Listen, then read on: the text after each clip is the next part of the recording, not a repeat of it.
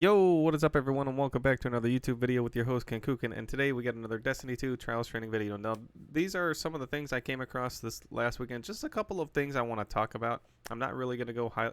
I didn't take a lot of clips this weekend, but the couple of clips I did, I found myself repeating them multiple times this weekend, and there was a couple of other things that I have said in the past that are still relevant. Granted, we ignore a lot of them to this day, myself included. So, if you're new to the channel and you're interested in getting better at PvP, or just learning about some of the nuances of the game that you may not have thought of, or just a different viewpoint on gameplay, you've come to the right place. Relax and yeah, enjoy this video. So, first things first, we got just 1, 2, 3, 4, 5 clips. All right, okay. That clip's probably longer than it should be. But we got 5 clips we're going to go through. On the wake of the 24-hour stream coming up soon, not a lot of time's going to go into this. And these are pretty straightforward. So let's go ahead and take a look at clip number 1. I've said it numerous times, guys. Stay out of the sky. Look, stay out of the sky against Thunder Crashes. Now, he's in a 1v1. There's not much else he could do. But there were numerous times this weekend where I was playing with the real Canadian, and he was on his Thunder Crash, and he flew through multiple people. He popped the super, flew through one guy, and then crashed another, right? And sometimes he'd catch the whole team, but there was a lot of times where he would catch 2 with a Thunder Crash. I would consider that a one and done super. Now, the Thunder Crash operates where you can clip someone in the sky and kill them and keep flying.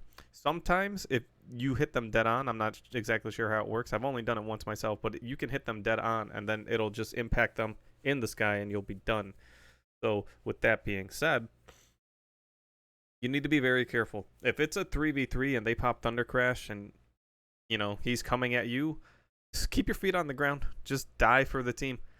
If you can't die for the team, if you're the one with the super, do your best to live, survive, and pop. But at that moment, you probably took too long to pop, and you might want to consider, if that sounds like you might want to consider watching some of my other videos and some of my older videos that talk about supers, how and when to use them, that date back to the beginning of Destiny 2 when Trials of the Nine was a thing. I have super videos going back, 2017, 2016, whenever we jumped over to Destiny 2. So, and to this day. So once you start watching a video, I would continue watching them all. But yeah, keep your feet on the ground against Thunder Crashes. We have another clip, right, that's going to show what I'm talking about.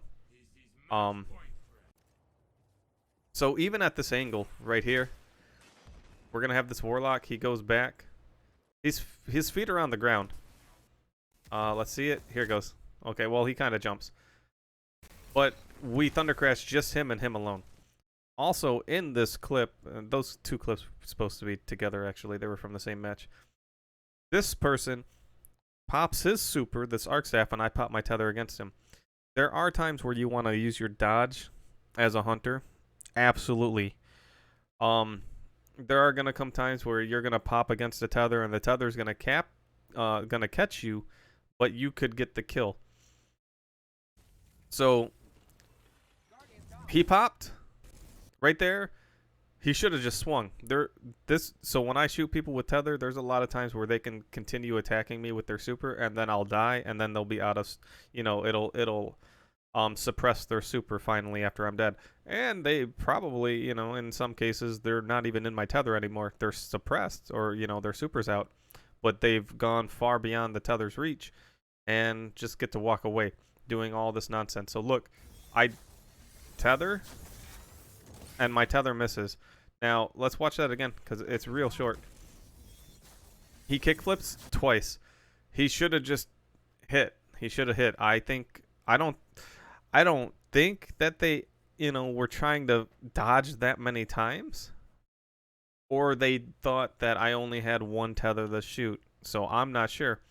If it's the latter, if they thought I only had one tether to shoot, that's why that's why I stress the importance of knowing what the subclasses do. Even if you don't run the subclass, you need to know what you're up against. That way you know how to operate.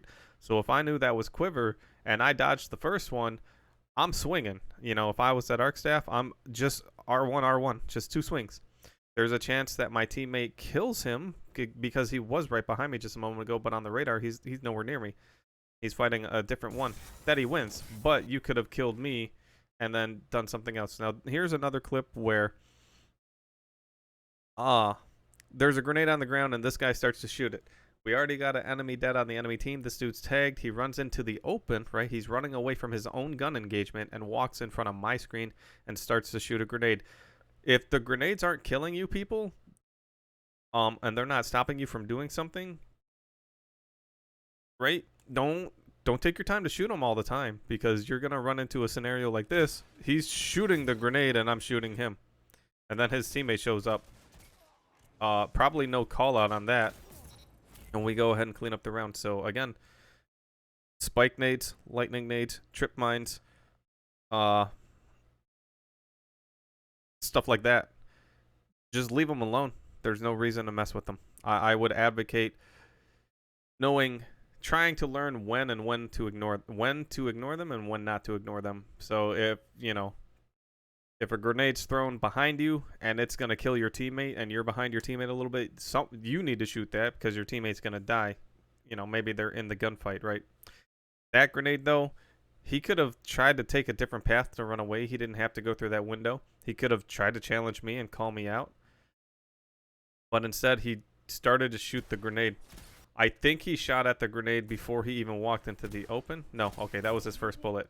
So, yeah.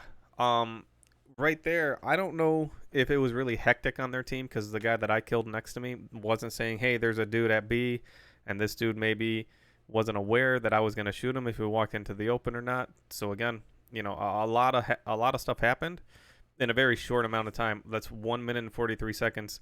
In 15 seconds, we had pick number 1. And everything's just going chaotic for them. And then this guy shows up and he doesn't even shoot. Full life slides around the corner, so my guess is, I would say there wasn't much of a call out there versus the call out, not being heard clearly because everything's just going downhill for the enemy team at that, moment in their round. And then last, we're going to revisit, I don't remember if I put this clip up, but we're going to revisit, what is it, Dead Cliffs? Dead Cliffs. So this was me. I was taking up the lane to the right. I talked about this, guys. Having a good team play in opening rounds is very important, especially on this map when you come out of the spawn. So the enemy did what I predicted in my earlier videos the other weekend when this map was trials. Well, let's just watch it for a second. There he is. Boom.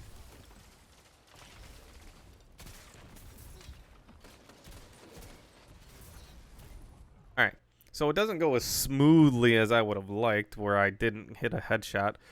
But my job was, because I came out with a sniper, if I came out with a primary, I might have done a little bit better. But I was looking to put a lot of damage on someone in a short amount of time. So me hitting one body shot was very important.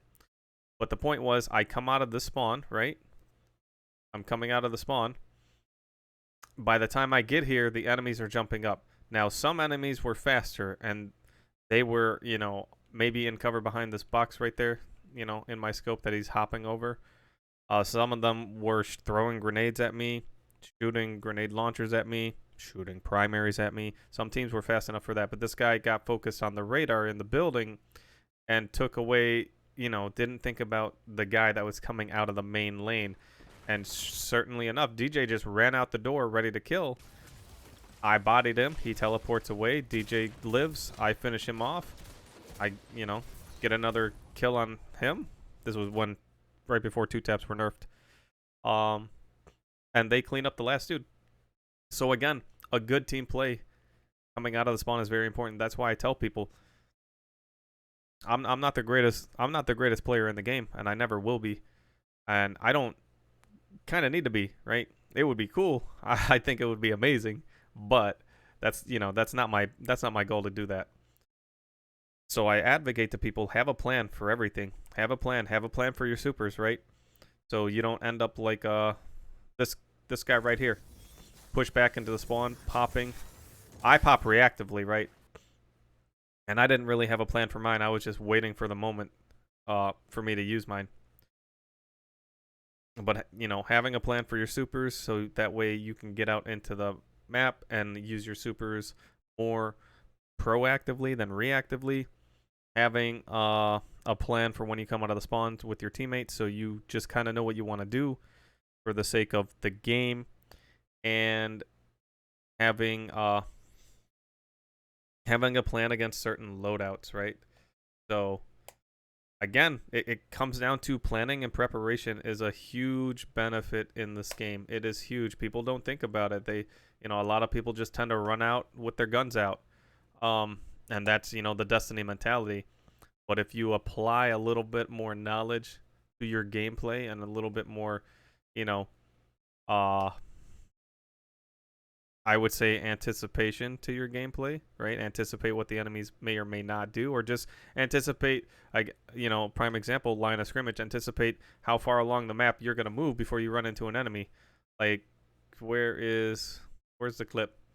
Right here. So I killed this guy, but I knew there was a good chance I was going to run into someone when I got to B, so I was ready to shoot someone. I was ready to fight already. The radar, told me everything I needed to know. The greatest asset in the game. So, I also had a plan here. The plan was to come. This one is even better. The plan was to come out the spawn. I'm not invisible or anything for those that know me. So I'm as on the radar as much as anyone else would have been, right? And I planned for the enemy to make this move, whether they made this play or not. I come out looking for it, and my teammates in the building, they're gonna call out on the radar too. So I probably waited for iApologies or DJ to be like, yo, they're on the left side, so I'm ready to engage for that, right? And I'm also, right at this moment, I'm watching my radar to make sure nothing pings to my far right, to make sure nothing else is coming down the lane. So again, having a plan of attack, it makes a world of difference. It may not succeed every time, and you may not feel confident or comfortable with the play, but the more you do it, right? Repetition creates, what's the word? Repetition creates I can't think of it. Perfection. There we go. That's the word. Now, it'll never be perfect, but you get what I'm saying. You'll get the routine down and you'll be used to it. Then you'll be comfortable with it. And when you come across these maps, when I come across the maps, it's routine. I go in any one of the 3 directions that the map allows me to go, right? And I already know what I want to do, how I want to do it, and where I want to do it. So anyway, we'll go ahead end the video right up here. Thank you so much for watching. If you like the video, make sure to thumb it up, subscribe. I got a lot of videos for you to check out.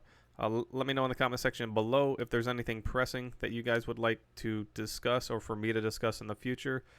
With this weekend coming up, I'm not sure what the map is going to be. It could possibly be Anomaly. Who knows?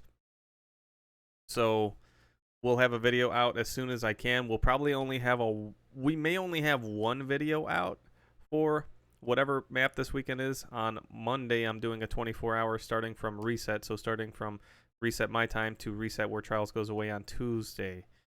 So you can always catch me on the 24-hour. It'll be a lot of fun. The goal won't be necessarily to go flawless. The goal will be just having a good time and a lot of fun for 24 hours in Trials on the sweatiest day of the week. Thank you guys so much for watching. Enjoy the rest of your day, and I'll catch you all next time.